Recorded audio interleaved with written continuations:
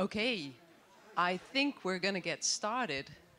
There's actually quite a few spots up here. If you want to come forward and join in the conversation a bit more actively, then come on. There's like a whole load of seats up here. So you might have seen the way that we're standing here on stage. It's slightly different. It means we really want to enter into a dialogue with you and have a real conversation. So very much looking forward to having that. My name is Sonya Richardson. I'm president with the Professional Women's Network Global, and feel very privileged to stand next to these three ladies here who are going to share something about getting to the top and staying there. And we've had a few conversations about that. The staying there is actually quite an interesting part of that thing. So let me just introduce who we have here. So next to me here is Catherine Guillouard. Not quite, eh? Guillouard. Guillouard. Very French name. Guillouard. I'm doing my best here. So she's Deputy CEO of Rexel and joined there in 2013 as CFO and Group Senior Vice President. And actually those roles she's kept on as responsibilities next to her role as Deputy CEO. I think that's probably also the reason why she couldn't come before today. She arrived this morning. She was CFO and EC member for Eutelsat for 6 years and has worked with Air France, French Treasury, from the École Nationale d'Administration. Very French. But not in the same year as Claire, right? But you do know each other from... yeah. And older than you, I think. a non-exec member of Engie and Airbus. Next to her is Claire Dorland-Clauzel, Executive Vice President, Brands and External Relations, and member of the EC of Michelin, and been with Michelin since 2008. Prior to that, AXA, and also the French Ministry of Economy and Finance. And finally, we have Diane de Saint-Victor, who's General Counsel and EC member at ABB. She's about to celebrate her 10th anniversary in that position. And when she joined ABB back in 2006, she was appointed into the EC straight away. And I know that is something that she will be talking about when she talks about getting to the top. So prior to ABB, she was with EADS, SCA, Honeywell, General Electric, Thales, and a non-exec member at Barclays. So very happy to have these women, and as you hear from their resumes, quite an impressive list of what their accomplishments are so far. And I'm curious to hear what is more to come. They might be alluding to something of that. But very happy to have them here. The theme of today's panel is getting to the top and staying there. And as I just said, we'd love to have a real dialogue here with you. So raise your hands if you're mostly interested in the part on getting to the top. If you want to hear the story about getting to the top, raise your hands. What about those who think the staying there actually is more interesting? So raise your hands if you want to. Oh, okay. So it sounds that we're going to have to really get on with it because we're going to need our time to talk about both of those things in detail. So what we're going to do is the following. Each of these ladies will be sharing their story. They're just going to talk about their story and how did they get to the place where they are and what made it successful for them. What were the pivotal moments as they went along their journey. So we're just going to let them tell their story, but while they're telling it, think about what are the questions that I would like to ask. Because, you know, make sure that you do ask those questions before you walk out at 11:30. And we will have as I said, you know, lots of questions and answers, hopefully, and have a really fruitful conversation. So without any further ado, let's just kick off and start here with Claire. Thank you very much. First of all, I would like to say that I think that today it's easier to stay to the top than to get to the top because of all what you know. Second, I would like to say, I would like to make a couple of global remarks.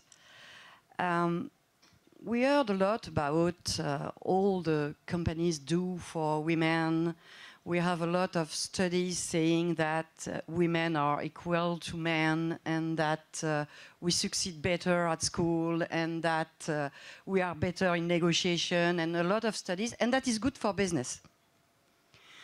And my question is, why is it so difficult today, 2016, to have this equal treatment between men and women when we know that it's good for society and that it's good for business? So I am really sometimes upset by that. And I would like to give you a message. Just do it. Don't have fear. It's possible. And I'm going to try to explain to you how it happened for me. So first, I think that education is key. I had a chance to grow up in a family with 3 brothers, so the only woman. And my parents, they educated me like the boys. They push me, they trust me, and no difference. I think that in my mind it helps a lot. Because for me, no question. From the beginning, I thought in my mind that I was able to have important responsibilities. I never feared. So I think that education is really key. And as mother, probably you are, and father, just do that, because it's very important to trust and to be able to say to yourself, I am able to. Second, I think that you have to know yourself very well. I worked a lot on me, on what I am, on who I am, what I want, what I don't want. So I think that to succeed and to get to the top, it's very important to know what you want. Because we are different. We don't want the same things. And it is very important to make this work on yourself. Probably in my education, what helped me, I trained philosophy, history, geography before training the National School of Administration of France. And I think that this helped me a lot. Third, I think that you don't make things alone. If I am where I am today, it's because a lot of people, and also men, because today men are more at the top than women, unfortunately. So people trust me. They push me. And you cannot do things alone. So you have to have some mentor, men or women, of course. You have to convince people that you are able. You have to tell what you want.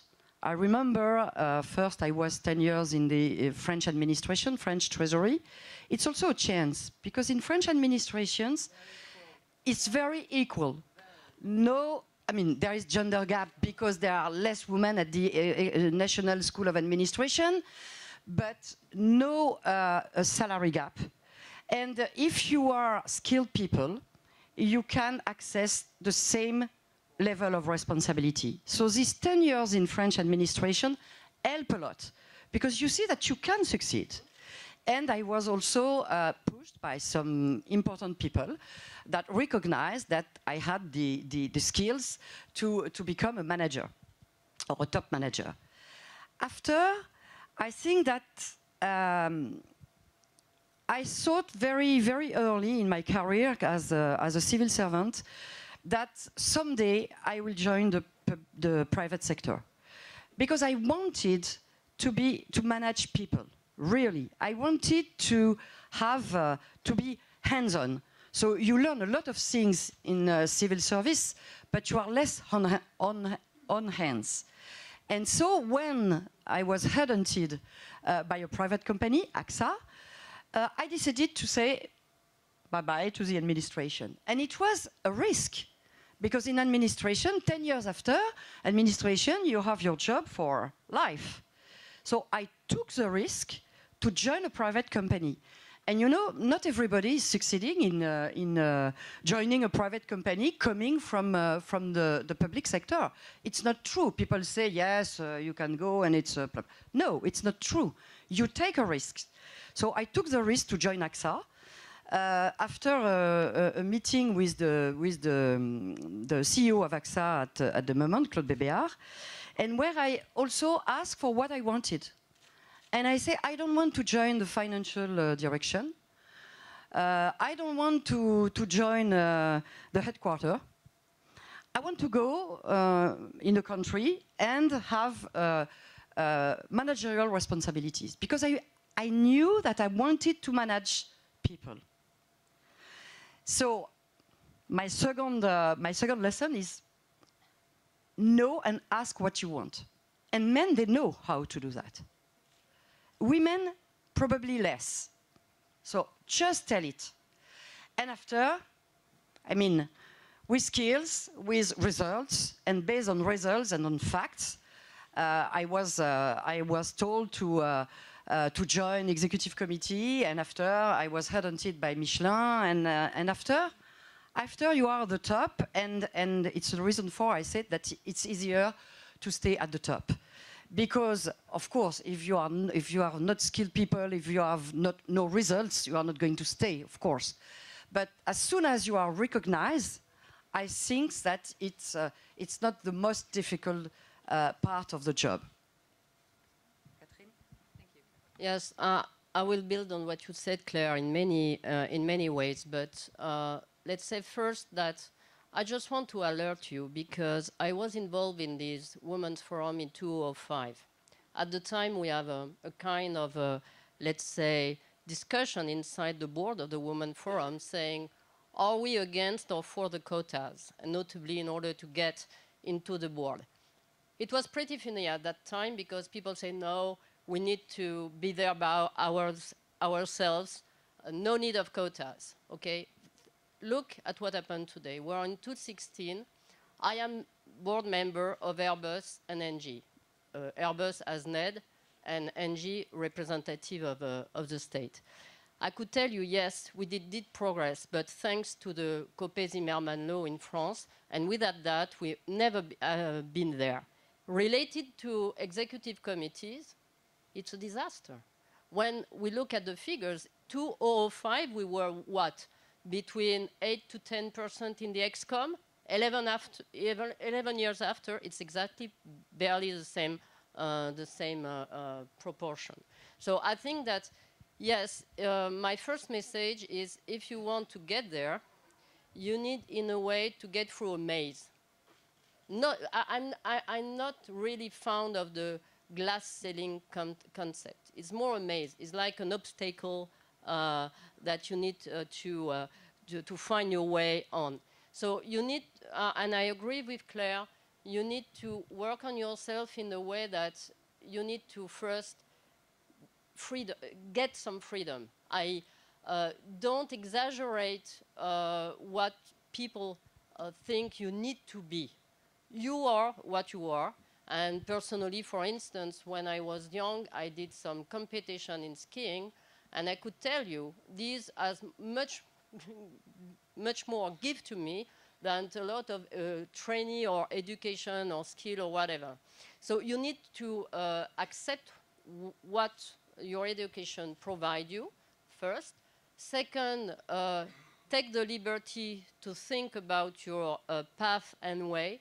I think that a good career is a career where you have three elements: timing, support, and also trust of the others. It could be trust of your, obviously, of your board, of your colleagues of the exec committee, or if you are not still in the exec committee, you need to build this trust environment around you. It's very important, because today the organization is less and less authoritarian, if I could say so. It's a more inclusive organization.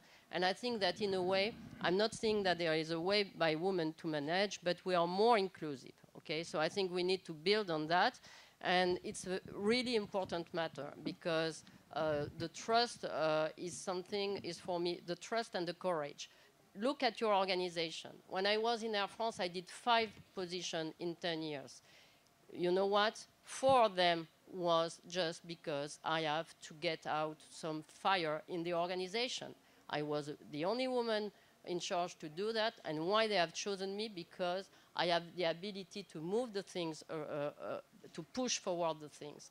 And so it was not really, let's say, a nice experience in the way. It was very hard, but at the end of the day, they finally give me the financial director of Air France after 8 years of, no, I'm saying the truth here, after 8 years of getting the courageous job that some of the men doesn't want to make, okay?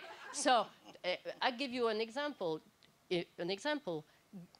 Diminish by 5% the cost of the pilot, okay? So this is that type of example in 2 years, okay? So I think that sadly today you need normally to prove more, So I think that we will be better, in a better world, when, as top exec, we could indulge a little bit ourselves also. And I think you need to take care of you, because maybe it is not popular what I would say, but when you are at this type of job, you need to take care of you. Because staying there, there is something which is very, very, very, let's say, basic. You need to be in good shape, mentally, physically. And it is not so obvious when you have this type of life. So you need to have your private life balance, which is not obvious too, to be honest. I'm not a superhero. I think that many times in our career we have some, let's say, shaky movement to manage. And I think it's really important. So you need to be in adequation with yourself. And I think it's very important for the people to understand that and to express that. I agree with Claire. I have exactly, in a way, the same story, because we went in the French Treasury.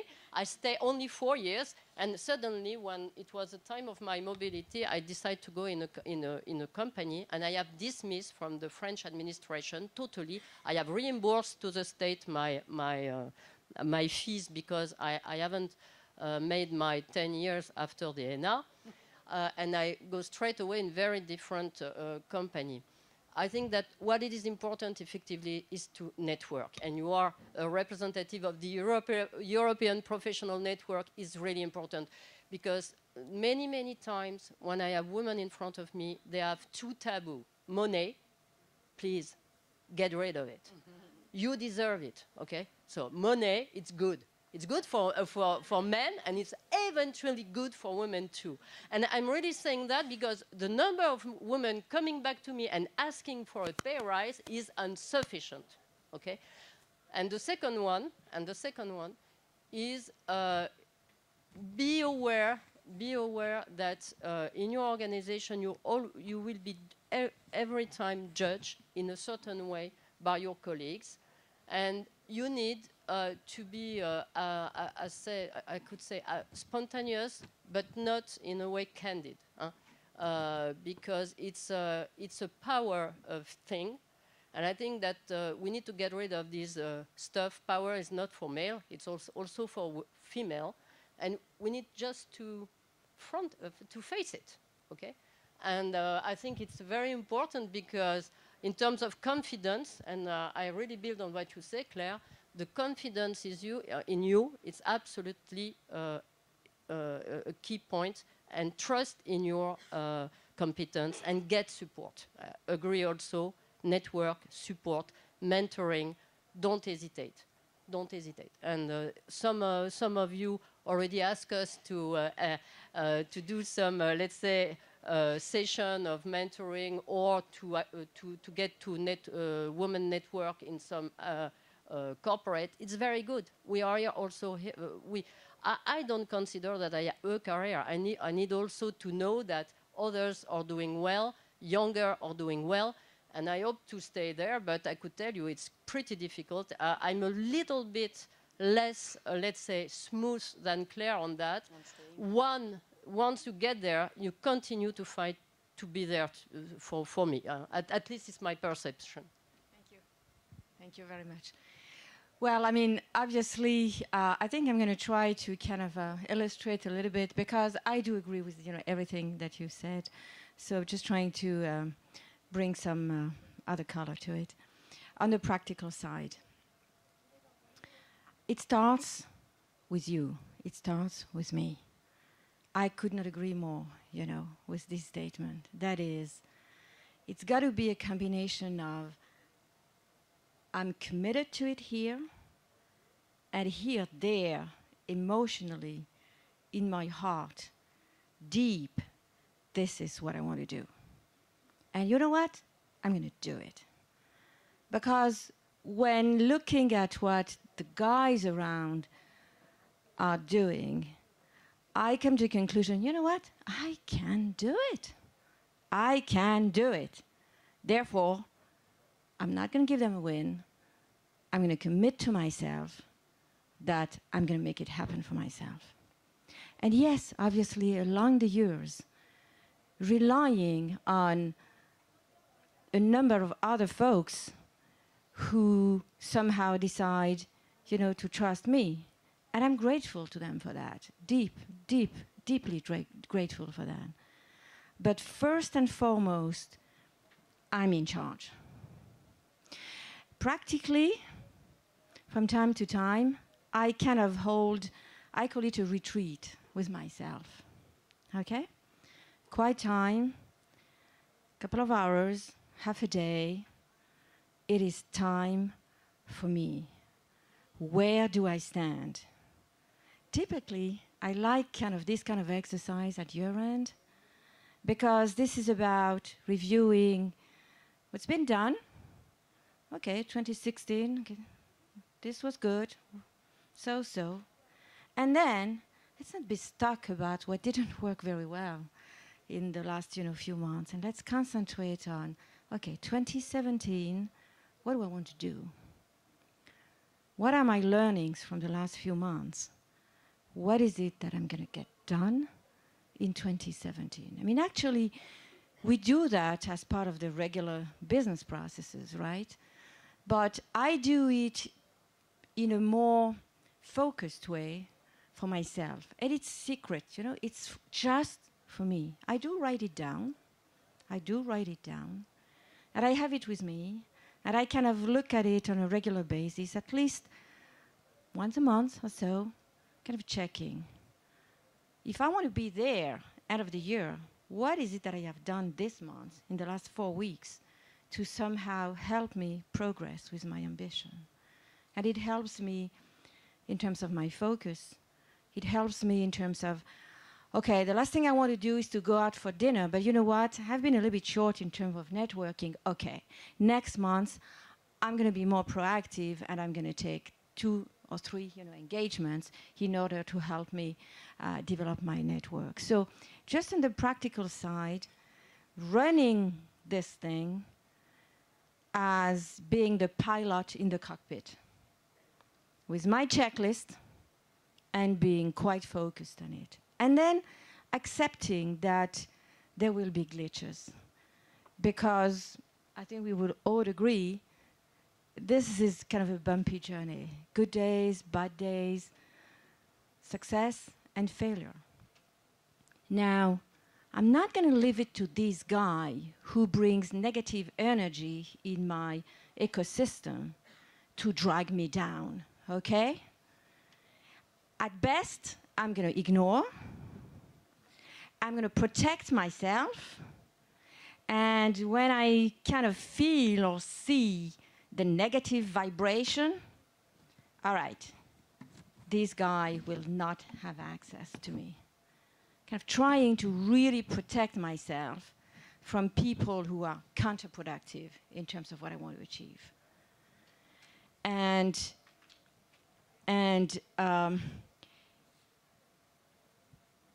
head-to-head confrontation, the typical male approach, is not my preferred approach. Why?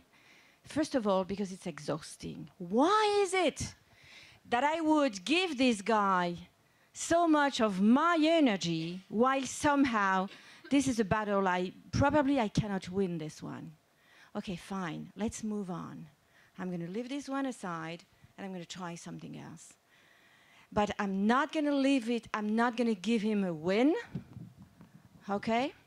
So I'm going to ignore this one, and I'm going to try and capitalize on the positive vibrations and on the people who will contribute to what I'm trying to achieve.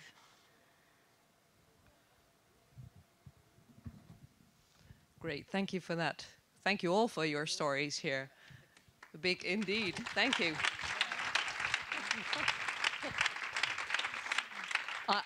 I'm just feeling like this huge positive energy coming off all three of these ladies. And, you know, I kind of was making notes as you were going along, but they're all very similar, right? And I think the words that I picked up, I mean, Claire, you started off by saying just do it. And Catherine, you talked about courage. Well, courageous leadership, you know, I think courage, we all know it comes from the French word, and Diane so beautifully referred to, it needs to come from the heart, right?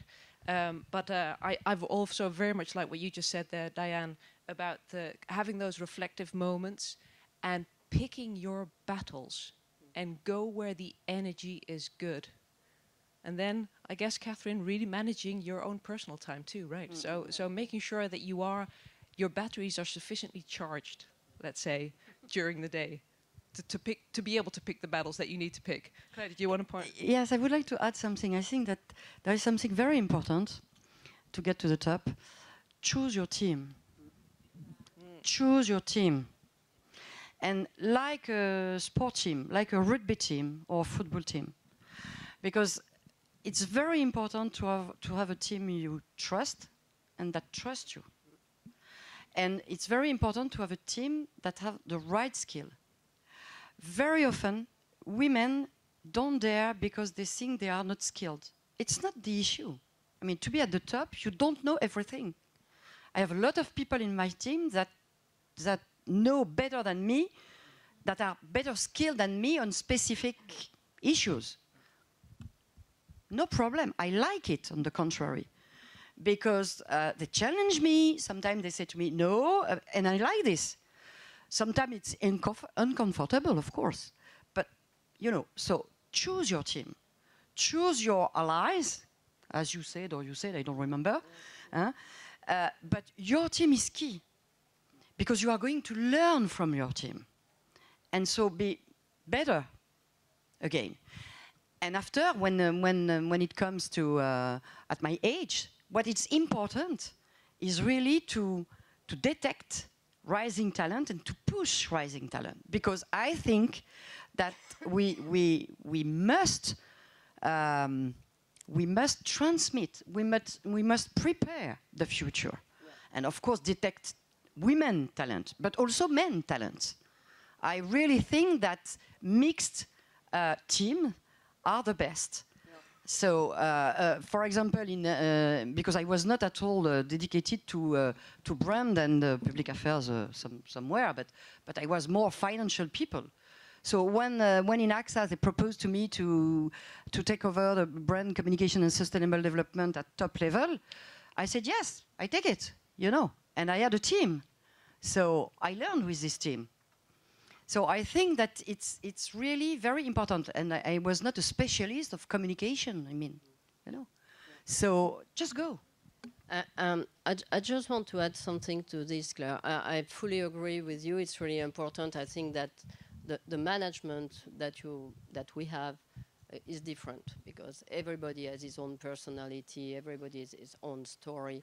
But delegation, in a way, it's really important, because when you are at the top, exactly, you are not a super technique expert in everything. You need to build the competencies around you and to be able that the synthesis is a good one, which is, by the way, something that you need to practice, because a lot of people are analytical. It's much more difficult to get to the synthesis level. And I could tell you, if you want to get there, you need to work on that, because it's a very, very, very positive differentiator. And when I look at the people that I have promoted in my life, and I will come back on that 1 minute, it's one quality that I pick up systematically for promotion. It's really important because getting to the top is managing complexity. And people who are digging in are very important, but at one point in time, you need to take the jigsaw puzzles in place. And for that, you need to have this type of competency. I just want to kill an elephant in the room. I will do it now. The elephant is the following. A lot of women at the top don't encourage the career of the other woman. Yes. So let's get rid of that. Yes. Okay, let's get rid of that. Because it's one of the elements. I hate the people saying, I'm so happy to be the only exec com. Fucking bastard. Yes. We are killing ourselves. Yes, I fully agree. Women could often be the worst enemy of women. Let's be honest. 1 minute, okay? So every time I have somebody saying, I will promote this, I will promote that. Okay, how many women do you have promoting in your life? Obviously, at equal competencies, because I'm not crazy. Huh? Because at the end of the day, you are responsible for the results. And so if you are picking your friends instead of going, you will pay the price for it, okay? But I just want to mention it because this is an hypocrisy that is lasting for too many time.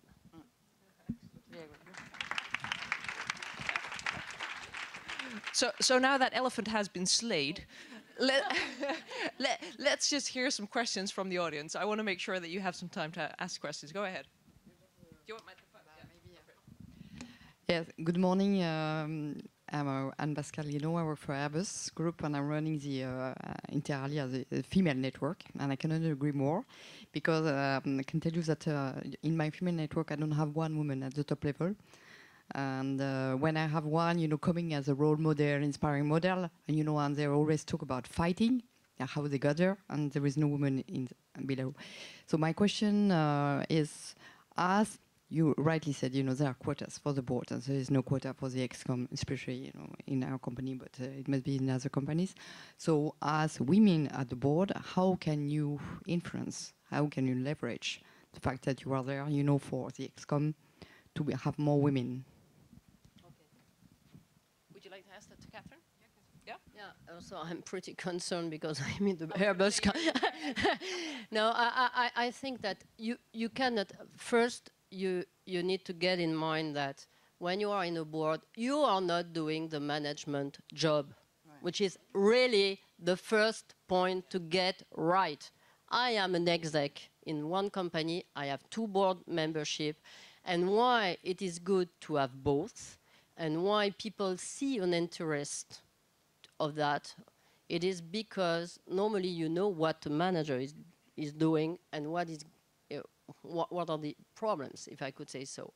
If you are a board member, you are here to be sure that the vision, the execution of the strategy by the management is right, but you are not doing the management job. I'm saying that because how we could have this, let's say, topic on the table. For instance, the HR strategy is the key moment where we could discuss of it, and to be sure that there are in the company plans in order to get the talent of the woman rising, promotion, a rate of promotion which is acceptable, the fact that they are, for instance, and you are in that type of sector, obviously, it's also a question of, at the end of the education, how many engineers, women engineers, are on the market, okay?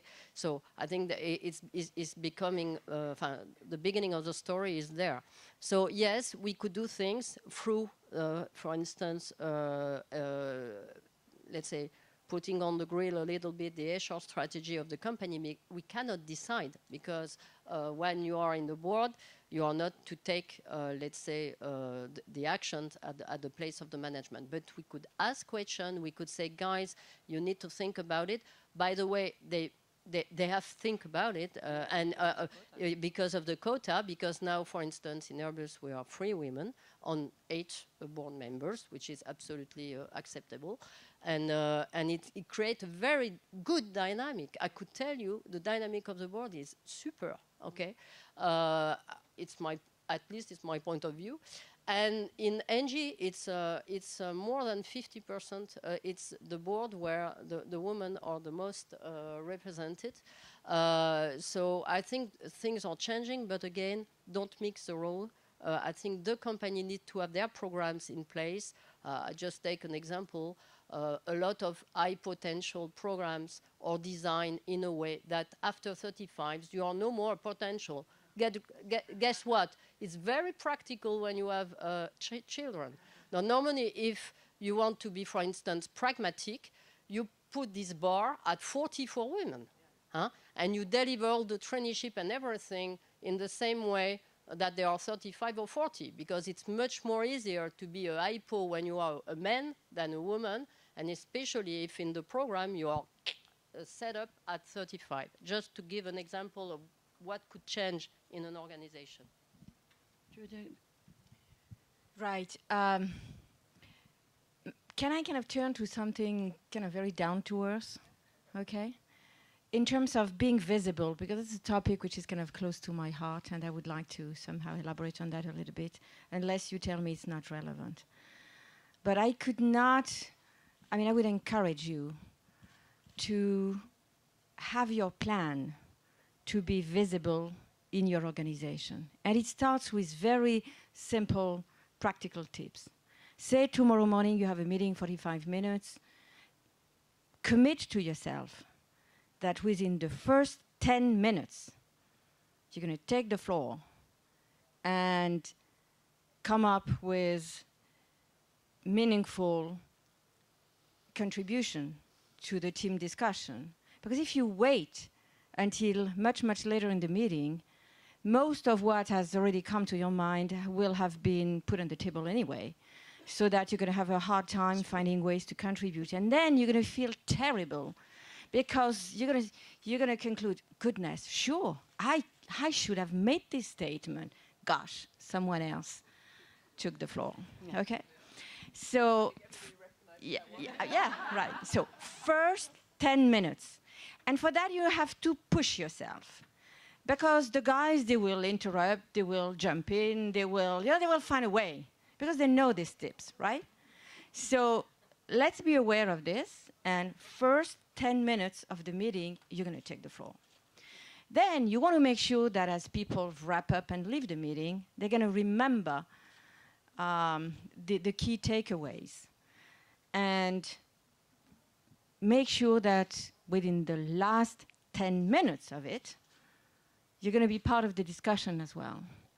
And one of the practical suggestions, precisely, very much along the lines of your comments here, is that you have an opportunity to pull it together, to the helicopter view, the kind of statement that people will remember as being a good executive summary of where we stand and what we're going to do next.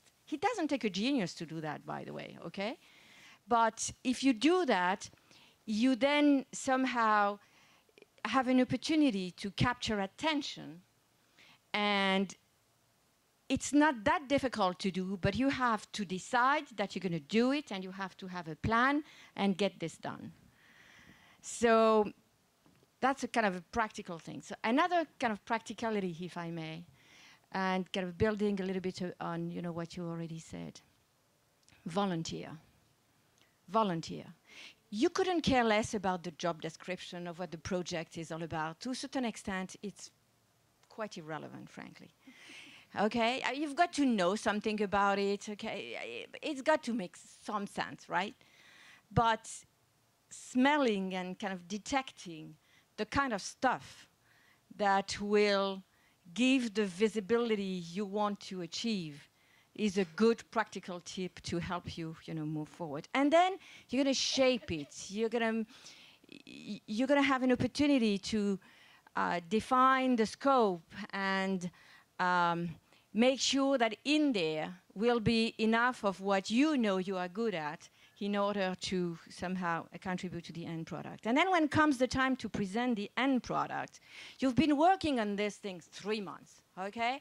Weekends and nights, okay, no problem, fine. And then guess what? It's time to present. And this is a team of 5. And when comes the time to allocate roles and responsibilities for pitching the damn thing, make sure that you're going to have a piece of it. Because don't leave it to these guys to somehow present the whole thing, and then you've done all the prep work, and somehow, you know, you're going to be kind of in the shadow. So this is not about being selfish. This is just about claiming your piece of it as part of an overall team process. This is not about just running your own agenda. This is just about having a seat at the table because you've been part of it. Therefore, it's legitimate, and you owe it to yourself.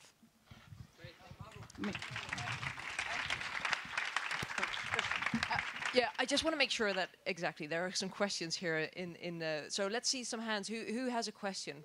Whoa, whoa, whoa, whoa, whoa. Okay, so we have about 3 minutes to get through these questions. Why don't you stand up and just, yeah, if you want to just shout out and kind of... Sure. My name is Madison Wilson. I'm with Michelin in Communications.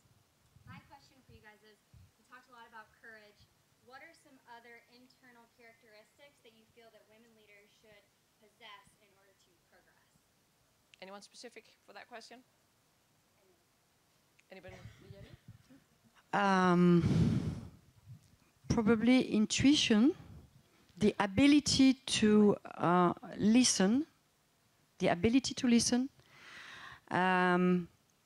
probably also the ability to manage complexity, because in life we manage complexity, the ability to do different things together.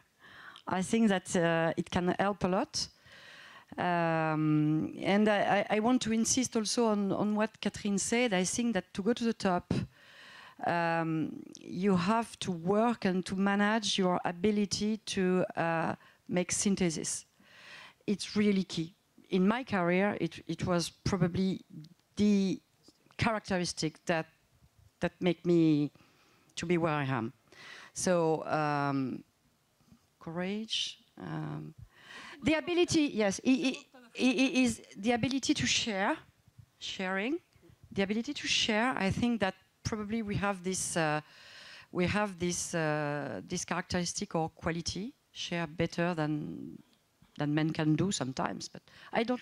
Energy? Energy? Yes. Energy. Yes, but men have energy too. But that's why you need to. Yeah. So energy, a lot of energy, conviction.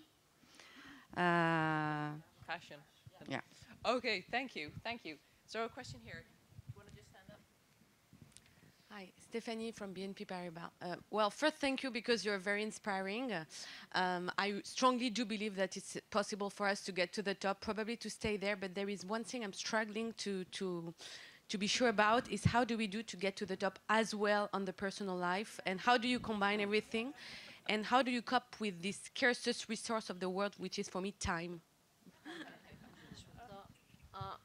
I could tell you that you cannot go there if you have not a rich personal life. I'm really convinced about it, the two enriching.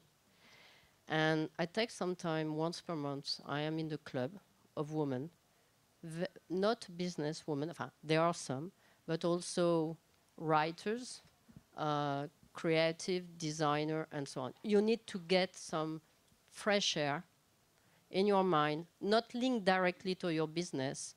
Keep your center of interest. For instance, I'm a ski passionate. I'm a ski teacher, okay? So I continue to teach ski with my friends, not with money, because I want to do what I have to do. You need to keep that. It's really important. I really believe that if you are 100% obsessed by your job, at one point in time, you fail. Voilà, it's my recipe. Tu veux dire quelque chose? Should we do one more question for Diane? Make sure you have the right guy with you. Yeah, exactly. This is the most important, I think.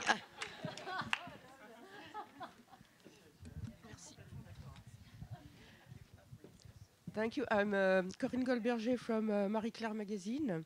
I need an advice. If you speak first in a meeting there are some people who are very talented to steal your words, to steal your statements, and speak as if they had made the statement or proposals. What do you? How do you cope with that? What do you do when this situation arrives and it's very frequent? Hey, come on, don't I was try gonna it. say, yeah, Diane, Hey, you could come do on, it. don't Do this try one. that with me, okay? Kind of thing. Hey, all right, nice try. That was very short and sweet. Just to say maybe one thing, just to say, use your sense of humor. It's a very feminine way to do it, and it's very good because you relax the tension, and by the way, for me, it's a very important sign of cleverness. I would like to rebound on something you said. I am also a member of a board. And so the two roles are very different. And when I joined the company Michelin, I was the first woman ever at the executive committee, and the company has more than 100 years ago. And now we are 3. So, and I took my part of this. See, the CEO is convinced, but I took my part. So in 8 years, more 2 women at executive committee. So we can help. As women, we help also other women. Yeah. Excellent. So I am very conscious of time. Will you? Yeah, I think we could probably go on. We could go on for quite a bit. We don't care about the time. Okay. Well, so I mean, some of you. So I do realize that some of you need to move out and go to the next room or next session, so I won't keep you here. But I'm sure these ladies will be more than happy to answer some of your questions. And I just want to say a big thank you. Ravi de faire ça avec moi. Very nice ladies. Thank you.